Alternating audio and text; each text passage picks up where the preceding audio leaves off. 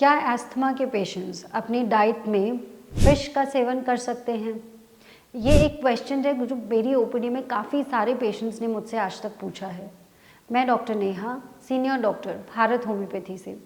आज के इस वीडियो में हम इसी बारे में बात करेंगे कि अगर आपको सांस से रिलेटेड कोई भी तकलीफ़ है, अस्थमा है, सीओपीडी है या एलर्जिक रिएक्शन रहता है, तो क्या आप फ़िश का सेवन कर सकते हैं?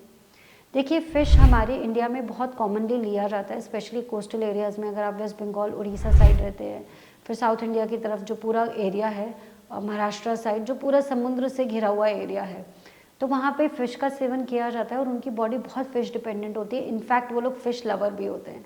तो ऐसे में वो ज़रूर ये बात पूछते हैं कि अगर हमें अस्थमा की शिकायत है तो क्या फ़िश बेनिफिशियल होगी?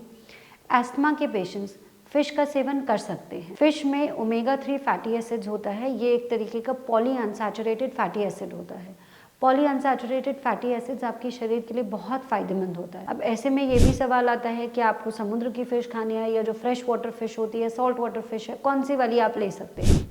आपके केस में, अस्थमा केसेस में, आप फ्रेश वाटर और सॉल्ट वाटर दोनों ही फिशेस ले सकते हैं। सॉल्ट वाटर जो समुद्री मछलियाँ होती है उसमें ओमेगा 3 फैटी एसिड्स का कंटेंट थोड़ा ज़्यादा होता है और फ्रेश वाटर फिश में प्रोटीन कंटेंट थोड़ा ज़्यादा होता है। तो आप अपनी सिचुएशन के अकॉर्डिंग, अगर आप बहुत लीन थिन है या फिर आप में प्रोटीन डेफिशिएंसी है, तो आप फ्रेश वाटर थोड़ा ज़्यादा ले सकते हैं। फिशेज़ में दरअसल ओमेगा 3 फैटी एसिड्स एक इस तरीके का प्रिकर्सर बनाता है, यानी कि आपके शरीर में जाके एक तरीके का प्रो मीडिएटर बनाता है जो आपके शरीर के अंदर किसी भी प्रकार की सूजन को कम करता है। अस्थमा आप जानते हैं कि इम्यूनिटी डिसऑर्डर है। इसमें आपके फेफड़ों की नलियाँ कुछ ट्रिगर से नैरो होने लगती है, यानी कॉन्स्ट्रिक्शन होने लगती है, जिसकी वजह से आपको सांस लेने में तकलीफ होती है, निरंतर खांसी बनी रहती है, चेस्ट में जकड़न होती है और वीजिंग साउंड जैसी होती है, और अगर बच्चों में है तो ये बहुत समस्या वाली बात हो जाती है। ऐसे में आप अपनी डाइट में ऑन एंड ऑफ फिश का सेवन कर सकते हैं। फिशेज़ आपकी बॉडी के अंदर इन्फ्लेमेशन को कम करती है। अगर आप एजेड पेशेंट है, 60-70 ईयर्स के पेशेंट हैं, आपके शरीर में कोलेस्ट्रॉल की मात्रा बढ़ी रहती है या रिस्क है कार्डियोवैस्कुलर डिसऑर्डर का, तो ऐसे में भी फ़िश आपके लिए बहुत फ़ायदेमंद होगी। तो आपको फ़िश से कोई डरने वाली बात नहीं है, लेकिन आपको ये ध्यान रखना है। देखिए, बॉडी अडैप्टेबिलिटी बहुत इंपॉर्टेंट चीज़ होती है। अगर आप ऑलरेडी कोस्टल एरिया में रहते हैं और आपकी बॉडी ऑलरेडी फ़िश पे अडैप्ट है, तो फिर तो कोई परेशानी नहीं है।